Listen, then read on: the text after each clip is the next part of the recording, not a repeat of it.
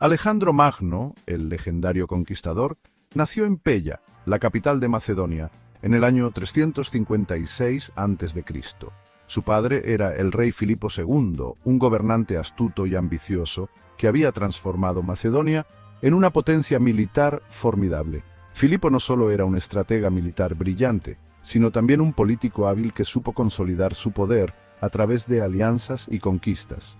Su madre era Olimpia, una princesa de Epiro conocida por su personalidad apasionada y su devoción a los dioses. Olimpia era una mujer de gran influencia y carácter, y su fervor religioso dejó una marca indeleble en Alejandro. La infancia de Alejandro estuvo impregnada tanto del mundo de la disciplina marcial como de las actividades intelectuales. Desde temprana edad fue entrenado en el arte de la guerra, aprendiendo a manejar armas y a montar a caballo. Desde muy joven, Alejandro mostró una inteligencia, ambición y valentía notables. Fue educado por el renombrado filósofo Aristóteles, quien le inculcó el amor por el aprendizaje, la sed de conocimiento y una profunda apreciación por la cultura griega.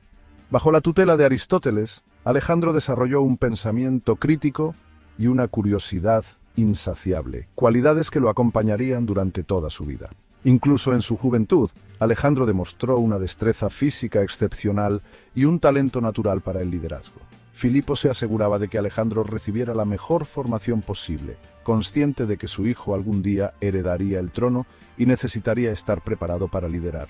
Las historias de su valentía y ambición se difundieron, señalándolo como un joven destinado a la grandeza. Sus hazañas y su carácter indomable se convirtieron en leyendas, inspirando a quienes lo rodeaban y cimentando su reputación como un líder nato. Esta combinación única de brillantez intelectual, talento militar y ambición inquebrantable definiría el carácter de Alejandro y daría forma al curso de su vida. Heredó el genio militar de su padre y el orgullo feroz de su madre, una combinación potente que lo impulsaría a conquistar la mayor parte del mundo conocido. Alejandro no solo buscaba expandir su imperio, sino también difundir la cultura griega y dejar un legado duradero, asegurando el trono y consolidando el poder. En el año 336 a.C., cuando Alejandro tenía solo 20 años, su vida dio un giro dramático. La muerte de su padre, el rey Filipo II, lo catapultó a una posición de poder que pocos jóvenes de su edad podrían haber manejado.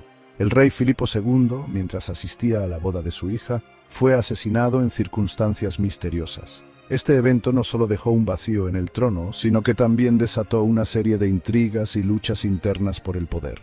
La repentina muerte del rey macedonio sumió al reino en el caos, con varias facciones compitiendo por el poder. La nobleza macedonia estaba dividida, y muchos veían la oportunidad de tomar el control.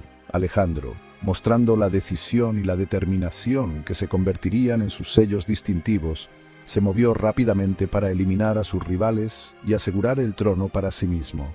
A pesar de su juventud, Alejandro afirmó rápidamente su autoridad, aplastando las rebeliones internas y consolidando su base de poder. Su habilidad para liderar y su carisma natural le ganaron la lealtad de muchos. Navegó hábilmente por el traicionero mundo de la política macedonia, asegurándose la lealtad del ejército y superando a sus oponentes políticos. Luego dirigió su atención al mundo griego en general, donde varias ciudades-estado, percibiendo debilidad tras la muerte de Filipo, vieron la oportunidad de rebelarse contra el dominio macedonio. Estas ciudades subestimaron la capacidad de Alejandro para responder a las amenazas. Alejandro respondió con rapidez y eficiencia brutal. No solo era un líder carismático, sino también un estratega militar formidable. Marchó hacia el sur con su ejército, aplastando la rebelión en Tebas, una ciudad que se había atrevido a desafiarlo. La batalla fue rápida y decisiva, mostrando la destreza militar de Alejandro. La destrucción de Tebas sirvió como una advertencia severa para otras ciudades griegas que contemplaban la rebelión, demostrando que Alejandro era un enemigo mucho más formidable de lo que habían anticipado. La ciudad fue arrasada y sus habitantes vendidos como esclavos, enviando un mensaje claro a todos. Con el mundo griego sometido, Alejandro era libre de dirigir su atención hacia el este, hacia el imperio persa y el cumplimiento de la ambición de su padre de conquistar Oriente. La campaña persa sería una de las más grandes y ambiciosas de la historia antigua, y Alejandro estaba decidido a dejar su marca en el mundo.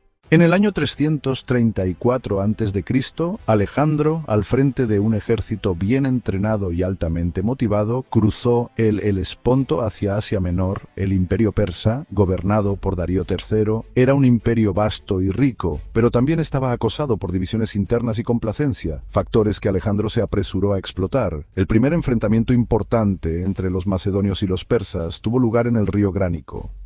Alejandro, mostrando su audacia característica y su perspicacia táctica, lideró una carga de caballería audaz a través del río, destrozando las líneas persas y asegurando una victoria decisiva. Esta victoria no solo elevó la moral de sus tropas, sino que también envió un mensaje claro a sus enemigos sobre la capacidad y determinación de Alejandro. La batalla del Gránico envió ondas de choque a través del imperio persa, estableciendo a Alejandro como un líder militar de extraordinaria habilidad y audacia. Su capacidad para tomar decisiones rápidas y efectivas en el campo de batalla se convirtió en una leyenda. Al año siguiente, en el año 333 a.C., Alejandro se enfrentó al principal ejército persa liderado por el propio Darío III en Iso, una estrecha llanura costera en el sur de Anatolia. Este terreno limitado jugó un papel crucial en la batalla, ya que restringió los movimientos del vasto ejército persa. La batalla de Iso fue un enfrentamiento ferozmente disputado.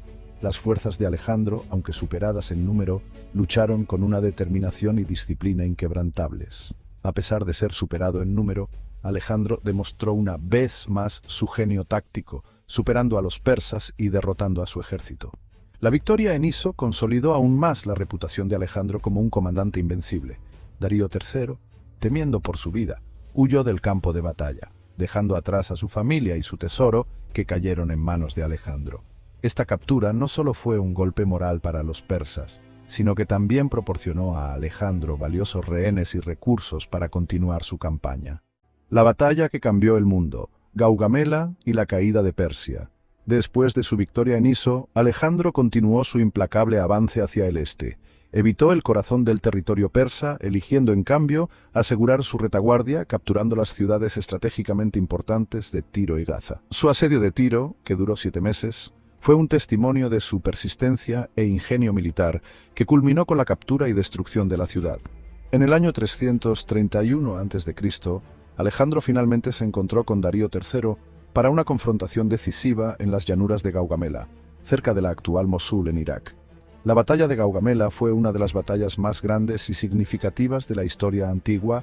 El ejército de Alejandro, aunque superado en número, estaba mejor entrenado, mejor equipado y, lo más importante, mejor liderado. La brillantez táctica de Alejandro y las superiores habilidades de combate de su ejército ganaron el día. El ejército persa fue derrotado y Darío III huyó una vez más del campo de batalla. La derrota en Gaugamela marcó el fin del imperio persa. Alejandro entró en Babilonia, la capital persa, sin oposición y fue coronado rey de Asia. Había logrado lo que muchos creían imposible, la conquista del poderoso imperio persa a la edad de tan solo 25 años.